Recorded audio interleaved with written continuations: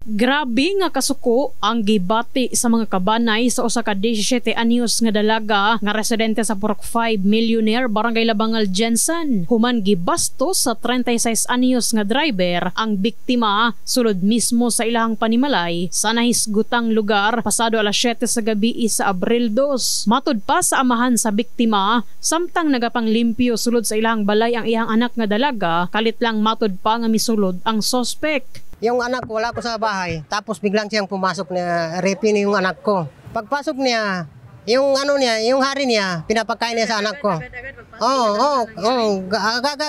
Pagpasok niya, yun ang nangyari. Tapos, yung sinasabihan pa ako na patay na ko. Pati yung mga anak ko na lalaki, patay niya. Dihang naabtan samahan og sa mga igsuon ang pagpangbasto sa sospek, ilaha kining gigukod o gitabangan og kulata sa mga silingan. Nagkanayon pa ang amahan nga bag-o nahitabo ang insidente, kanunay matud pa nga nagapaniid og nagaagi-agi sa ilahang panimalay ang sospek. Gipang himakaksab sa sospek ang aligasyon batok kaniya. Hindi ako nagpasok doon, may kaibigan ako, sabi ko irami mo daw yung motor. Tapos sabi niya hindi naman nila ipairam. Tapos yun na po ma'am, nagsitakbuhan na po yung mga tao.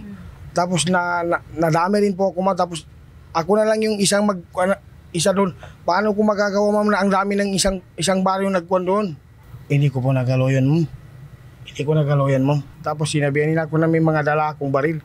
Paano ko makadala ng baril ma'am? Wala akong damit pagpasok ko doon ma'am. Mismo ang silingan sa biktima nga si Yuyong mo'y gisak-an sa sospek dihang aksyon kining musibat. Blanco matod pa si Yuyong sa gihimo sa lalaki. Permiro nagsagit-sagit sa dere padulong dito sa amoa. Unya kinamang ko dito nga gakaon. Tingala kong kinsa ni nagsagit-sagit. Nga grabe yang sagit nga hindi ni makuha ang bata. Nga mamuni mga reaksyon niya ba. Tapos dito na pagpagkalaman ako sa iya, ana na siya nga iyang kamot gaana nga di makuha ang bata.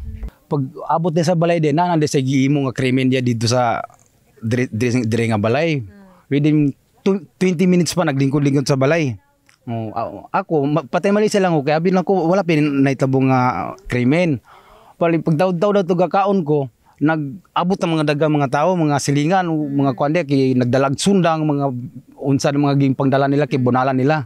Nasayran nga dayo matud pa sa lugar ang sospek o gana pa lang sa duha ka bulan kining nagtiner sa Purok Millionaire sa Nisgutang Barangay. Sa karon, balhog sa selda sa Macar Police Station ang dinakpan o gipasakaan na kini og kaso nga rape og act of lasciviousness. In the heart of changing lives kini sa Brigada Enemy Mugpon sa Brigada News Jensen, Brigada News.